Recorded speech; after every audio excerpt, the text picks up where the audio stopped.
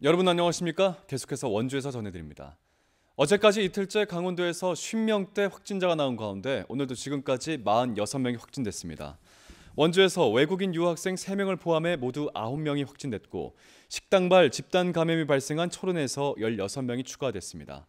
춘천에서 11명, 태백, 홍천에서 2명씩, 강릉, 동해, 속초, 삼척, 횡성, 고성에서 각각 1명씩 확진자가 나왔습니다. 어젠 10개 시군에서 54명의 확진자가 나오면서 위드 코로나19 시행 이후 하루 최다 확진자 수를 경신했습니다. 이로써 원주의 누적 확진자는 1,880명, 도내 누적 확진자는 7,796명입니다. 2022학년도 대학 수학능력시험을 하루 앞두고 예비 소집이 실시됐습니다. 각 학교에선 코로나19 확산 방지를 위해 체육관과 운동장 등 야외에서 수험표와 유의사항 책자 등을 배부했고 수험생들은 시험을 치를 학교를 찾아 둘러봤습니다. 오늘 오전 10시 기준 도내 수능 지원장 가운데 코로나19 확진자와 자가격리자는 없는 것으로 확인됐습니다. 오늘은 전국의 보건소의 선별검사소가 밤 10시까지 연장 운영하고 수험생들은 코로나19 신속검사를 받을 수 있습니다. 오늘 새벽 4시 40분쯤 원주시 문마급에 있는 한 양계장에서 원인은 알 수 없는 불이 났습니다. 건물에서 자고 있던 양계장 주인 등 2명이 대피하면서 다행히 인명피해는 없었지만 경량 철골조 개사 3동과 사무실 1동이 완전히 불타면서 닭 10만여 마리가 폐사했고 소방서 추산 20억 원 상당의 재산 피해가 났습니다. 소방당국은 화재로 무너진 양계장을 철거하면서 잔불 정리 작업을 오늘 중에 마치고 내일 경찰과 함께 합동으로 화재 조사에 나설 예정입니다. 외진 부동산 투자가 과열되면서 6개월 이상 거주 원주 시민들에게 우선적으로 공급된 남원주 역세권 민간 아파트의 청약률이 평균 89대 1의 경쟁률을 보였습니다. 한국부동산원 청약홈에 따르면 특별 공급을 제외한 235개 세대 모집에 2만 900여 명이 접수해 1순위로 마감됐고 일부 모델은 1순위 내 경쟁률이 102대 1을 기록했습니다.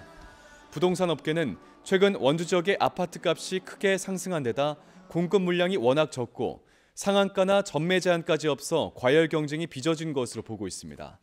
한편 내년엔 반곡 관설동과 무실동 등지의 아파트 공급 물량이 크게 늘면서 청약 과열 양상은 한풀 꺾일 전망입니다. 횡성 묵계리 일원의 이모빌리티 복합단지 건설이 추진됩니다. 횡성군은 지난해 9월부터 10차례에 걸쳐 토지 소유자, 마을 주민들을 대상으로 설명회를 열었고 그동안 나온 의견들을 반영해 사업 규모, 도입시설 등을 다시 한번 설명하게 됩니다. 횡성군은 사업성을 위해 최대 20만 평, 66만 제곱미터 규모로 보고 있지만 가담리 등 일부 주민들은 사업 면적 확대를 요구하고 있습니다. 이모빌리티 복합단지엔 이모빌리티 기업지원센터, 테마파크, 공공기관 등이 들어설 계획입니다. 군청 자산인 폐기물을 몰래 팔아 부당한 이익을 챙기고 부하 직원들을 폭행한 공무원이 벌금 700만 원 형이 확정되면서 퇴직 처분됐습니다.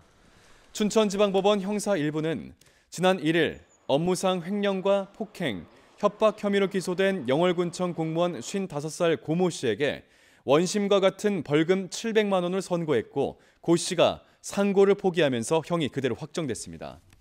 항소심 재판부는 공무수행에 관한 국민의 근본적인 신뢰를 저버리는 행위로서 국민 눈높이에서 결코 양해될 수 없는 범행이라고 지적하고 양측의 항소를 모두 기각한 바 있습니다. 영월군은 국가공무원법에 따라 고 씨를 당연 퇴직 처분 내렸습니다. 강원도가 1,000만 원 이상 고액 상습 체납자 258명을 신규 대상자로 공개했습니다. 고액 상습 체납 공개 대상자는 지난해 180명에서 올해 258명까지 늘었고 전체 체납액도 98억 원에서 110억 원으로 증가했습니다.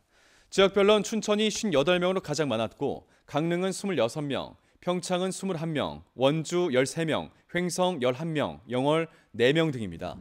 강원도는 고의적으로 재산을 은닉하거나 납세를 회피한 체납자에 대해선 출국 금지와 재산 압류, 공매 등 다양한 체납 처분 조치를 취할 계획입니다. 영월군이 저소득층 주거 환경 개선을 위해 모듈러 주택을 지원하고 오늘 입주식을 가졌습니다.